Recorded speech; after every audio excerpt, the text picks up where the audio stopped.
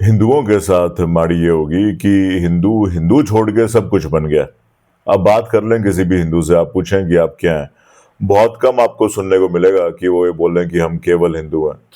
वो ऐसे बोलते हैं कि हम जाट हैं, हम राजपूत हैं, हम बाणिये हैं, हम ये वाले ब्राह्मण हैं, वो वाले ब्राह्मण हैं, हम यादव हैं, हम भूमियार हैं, हम दलित हैं, हम वाल्मीकि हैं, हम रविदासिया समाज से हैं, हम जैन हैं, कुछ भी बोलेंगे आपको, पर आपको वो ये कह के राजी नहीं कि वो हिंदू हैं। और कहना तो दूर की बात, वो ये सोच के राजी नहीं है कि वो हिंदू हैं। और इसी चीज का फायदा हमेशा से बाहर वालों ने उठाया है। पहले मुगलों ने उठाया, उसके बाद ब्रिटिशर्स ने उठाया, उसके बाद कांग्रेस ने उठाया।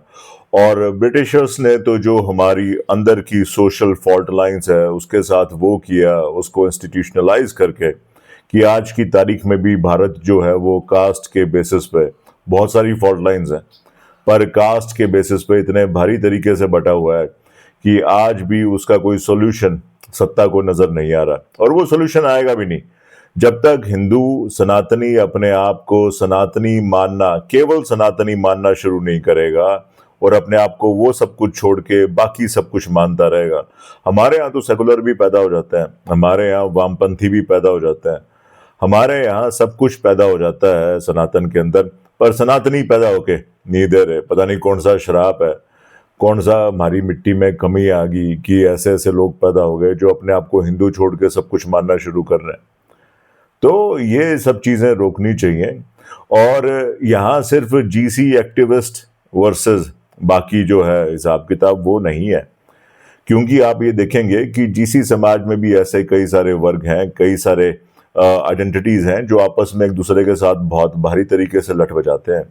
यहाँ पर आपको ओबीसी में आपस में लड़ते हुए मिलेंगे, यहाँ पर आपको एससी समाज के अंदर एक दूसरे के अगेंस्ट डिस्क्रिमिनेशन करते हुए मिलेंगे। तो ऐसा नहीं है कि यहाँ पर जीसी वर्सेस एवरीबडी एल्स है।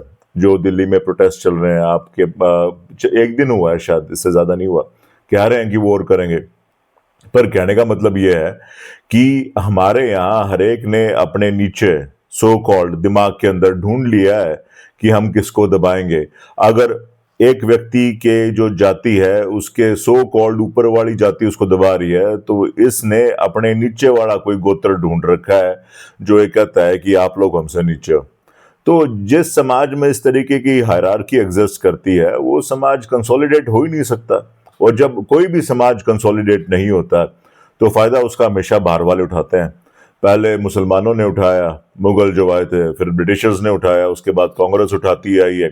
आज की तारीख में भी बैठ के बाहर जो है अमेरिका और ये बाकी सारे देश जो भारत को और कमजोर करना चाहते हैं और भारत के अंदर इस तरीके की मूवमेंट्स शुरू करके जो भारत की फॉल्ट लाइंस के ऊपर बेस्ड हैं, भारत को कमजोर करके तोड़ना चाहते हैं, वो भी इन्हीं चीजों का फायदा उठाते हैं।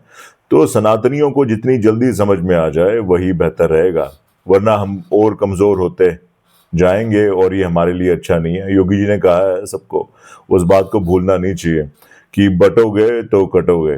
धन्यवाद आपका। जय श्री राम। जो बोले सो निहाल, सत श्री अकाल।